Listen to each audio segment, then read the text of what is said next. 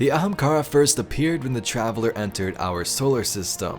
Over the years, Guardians have had many encounters with these creatures, things that include granting wishes, falling under their control, and even hunting them to extinction. Today we're going to discuss some of these secrets of the Ahamkara and how they helped construct the Awoken Empire known as the Dreaming City. My queen commanded me to slay a beast. We could not do it alone, so I turned to the Guardians. 6 brave heroes came to destroy my people's greatest secret.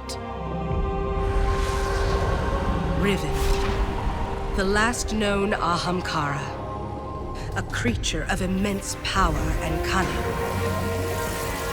The Guardians killed Riven and ripped out her heart.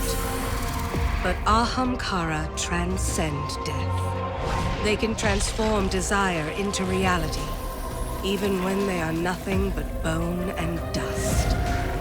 I should have known that Riven would grant one last wish, one last curse.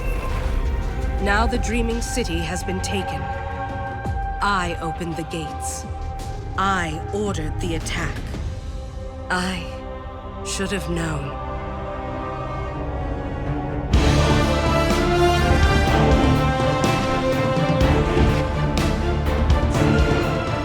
The Ahamkara are believed to be related to the Traveler. When it showed up, the Ahamkara were there as well, and they sort of followed. Now this just wasn't for humanity either. Although it's not exact evidence, we do see mentions of the Harmony using dragon wishes within the Books of Sorrow. It said this: "In its light live the Harmony, and they are now our prey. Now arrives Xivu Arath at the head of her armada. She fights the Harmony for 50 years with strategies and discipline, but the Harmony turn to dragon wishes, and their wishful bishops wrestle Xivu in the Ascendant Plane." So again, no confirmation there, but it says the Harmony turned to dragon wishes, and the only dragon wishes we know of in Destiny are of course the Ahamkara. Now the earliest known records of these creatures in terms of relations with humanity date back to the Golden Age, when scientists began studying their whereabouts. In Cade's journal, when he talks about when he worked at Ishtar along with Maya Sundaresh and all these other people, he describes it like this: "The coast is different, beautiful and unbroken and timeless. It teems with new life. Every big brain in the system has their sights on the Academy. We were there for the Ahamkara, parasitic reptilian critters that appeared out of thin air. Inexplicable genome, new proteins, so much potential." So we can see here that wherever the Traveler went, the Ahamkara seemed to follow. But after humanity had fallen and the Golden Age artifacts were lost, a new group entered the solar system and set up shop near derelict spaceships of the asteroid belt. These people were of course known as the Awoken. In some of the new Forsaken lore, it details the first time that Mara and her people found out about these Ahamkara, and also the first moment that the Queen herself acquired one of these creatures. Here's what it says: "Mara had considered this and found an answer. Go forth and find me a power unknown to all other powers of this world. Return it to me, and I shall make it the cornerstone of my new city, where the Awoken shall dream of all they have been and all that is yet to come." So Aldrin went out voyaging among the worlds, swift as a blue-shift ghost. In time, he returned to the reef with a creature not larger than his hand, saying, "Behold, sister, the lie that makes itself true. This is an Ahamkara." So this was the Awoken's first exposure to these dragons, a baby Ahamkara gifted to Mara by her brother, and its name would become Riven. Riven was a gift, but Mara would keep her to herself as she figured out the true power of this new being, that it had the ability to grant wishes. This of course came in handy when they built the Dreaming City and established a weird relationship with the other Ahamkara around the system. So as described in that card, Aldrin finds baby Riven and gives it to Mara, and Mara talks about acquiring a new power where she can, build a city where the Awoken shall dream of what they've been and what is yet to come, so crafting a better future for them. But Riven wasn't the only Ahamkara in the Dreaming City back then. Around this time, many of them would fly around into the Dreaming City free of will and then fly out as they'd wish, and there actually turned out to be some pretty crazy experiences. These specific encounters can be found in the patrol missions of the Dreaming City, or also known as the Pilgrimage Patrols. Here, sometimes they talk about great Ahamkara discoveries, other times it talks about these creatures killing some of their people. Here's a listen to some of them. This was the site of a mass murder. An Ahamkara of immense power tricked dozens of civilians into walking right off the edge of these cliffs. We saved none of them. And to our great shame, the Ahamkara, Azarim he was called, escaped. Step past the tree, peek down over the ledge. That drop goes on for some time. Now imagine a voice whispering to you, luring you, promising you that your feet will find solid ground where in truth there is only air. Ahamkara lies. This bowl was once a nest for Iao. He was a sly little Ahamkara, always laughing, always twining around your legs, whispering lies, saying, "I have seen your eyes, O witch mage mine." We never expected him to go bad. Dozens of Ahamkara have crawled or flown or slithered across this platform since it was built.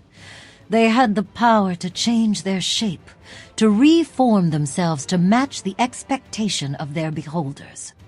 We expected nothing of them, and so they came as they were. A great tragedy once occurred at these cliffs. It was early in our relationship with the Ahamkara, before we'd learned their tricks, before we'd learned how best to live alongside them without becoming their prey. This little chamber was once a home for an Ahamkara who betrayed the Awoken.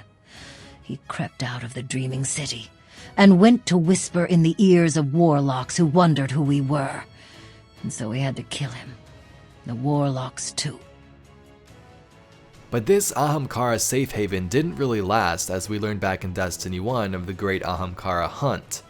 For those that don't know, this was when Guardians were making wishes with these dragons and the Vanguard was like, hey, this could lead to a bunch of chaos, so they essentially ordered for their extinction. From that point on, as far as we know, all the Ahamkara were made extinct except for Riven, as Mara kept her within the Dreaming City, sort of trapping her there for her own agenda. After the Great Hunt, all known Ahamkara ceased to exist, and the last one resided here in the Dreaming City. Now in the long run, this would end up backfiring as we experienced in Forsaken. Riven made one last wish, and so did the Witch Queen's sister, which in turn spawned this never-ending curse that is still ongoing. But although Riven is physically dead, Ahamkara transcend death and still exist through various means. A great example of this would be the Guardians hearing whispers while wearing some of the Ahamkara bones on their bodies. When these creatures are alive, they are quite the tricksters, as seen in some of the pilgrimages there, but when deceased, they are still very much the same. There are many stories of Guardians going insane because of the voices inside their heads, and even Ahamkara trying to control their victims with the phrase "O blank mine," or the more commonly known one, "O bearer mine." In the Destiny universe, these words are basically like a way of talking down on someone to persuade or control them. Now the Ahamkara are the most notable characters that use this sort of phrase, but they're not the only ones. We see the Worm Gods have been using this in the Books of Sorrow, as well as Callus, which is kind of weird.